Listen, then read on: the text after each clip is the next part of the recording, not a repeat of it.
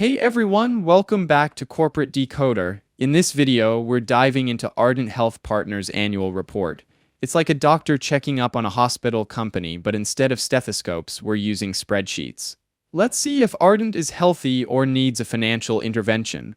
Ardent Health Partners, a hospital chain that just went public last year, is trying to make a name for itself in a pretty competitive healthcare world. They operate hospitals and clinics across 6 states, focusing on what they call mid-sized urban markets. The idea is to offer a wide range of care, from your basic checkup to more complicated surgeries. First, some background: Ardent wasn't always a Inc. It used to be an LLC, then on July last year, they changed to a corporation when they had their IPO, initial public offering. In plain English, this is when a private company offers shares to the public for the first time. Ardent heavily relies on joint ventures, or JVs.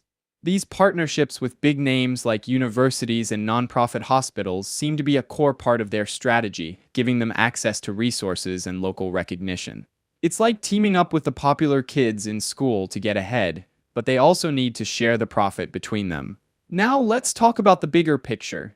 Healthcare is a massive industry, and Ardent is trying to grab a bigger piece of the pie. We're talking about trillions of dollars spent every year in the US alone. CMS, which tracks all of this spending, projects that it's only going to keep growing for the decades to come. For their growth strategy, Ardent wants to solidify their existing markets and go to new markets.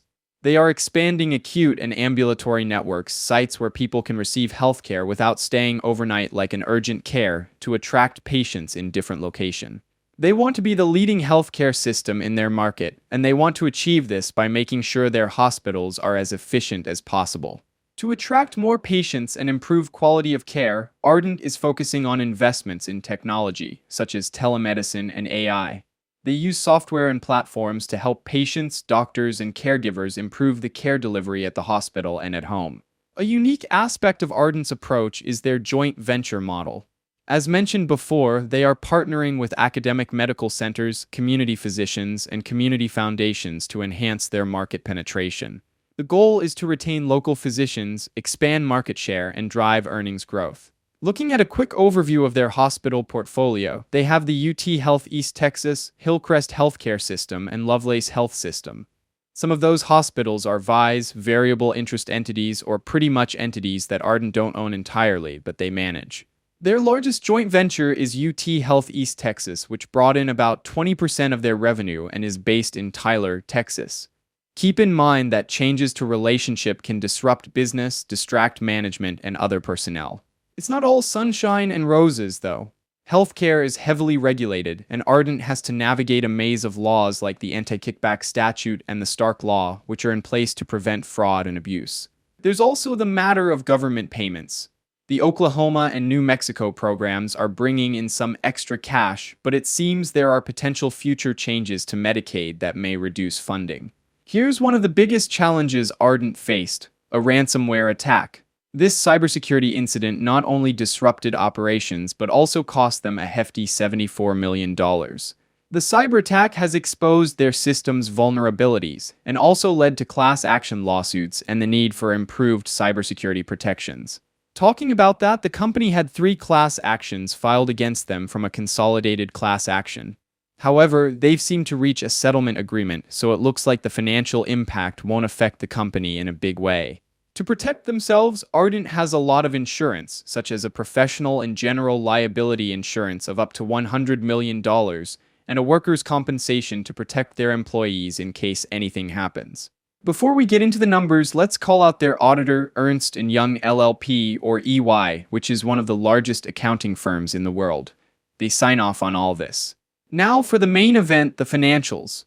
Total revenue reached about $6 billion this year, an increase of about 10%, meaning their business is growing. Their net income was $210 million for a 3.5% increase. 10 of their hospitals also received the Leapfrog Group's top hospital designation. Good work for the employees. They have over $500 million in cash and almost $850 million in liquidity. This can be affected by delayed payments, but for now they seem healthy.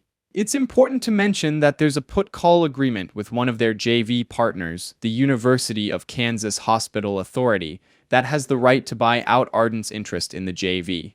If that was to happen, it could affect their financial condition.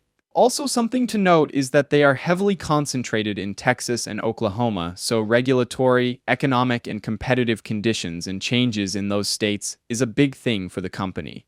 In recent years, some members of Congress have proposed legislation of moving away from Medicare and more to Medicare Advantage, which can fundamentally change how Ardent do business. In 2025, there will also be changes in the Medicaid DSH payment, so they need to be aware of that. They took a pretty big blow from the ransomware attack, and we're still experiencing delays in billing into the first quarter of 2024.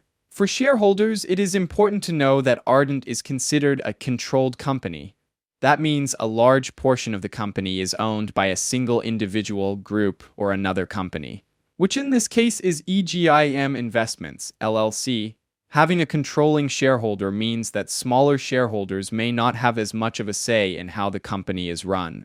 The major shareholders may have a conflict of interest as well. To minimize liability, the certificate of incorporation basically permits EGI and Ventas to pursue opportunities separate from Ardent. It's like saying, hey, we might see a good deal and take it for ourselves, not for the company. There also is a lack of cash dividends, so the shareholders may only rely on sales of their shares. Additionally, there aren't much people holding the company's stock, so analyst and investor may not find it too attractive. So what's the overall diagnosis for Ardent Health Partners? They're expanding their network, making strategic partnerships, investing in new technologies, and are ready to become a leader in the healthcare field. However, some of the biggest issues that the company needs to manage and overcome include potential liability claims, cybersecurity, and the challenges of operating efficiently while still providing high-quality healthcare. So far, it seems that they are healthy and they have the potential to grow. Thanks for watching. If you enjoyed this video, please subscribe, like, and comment. Let us know what other companies you would like us to look at.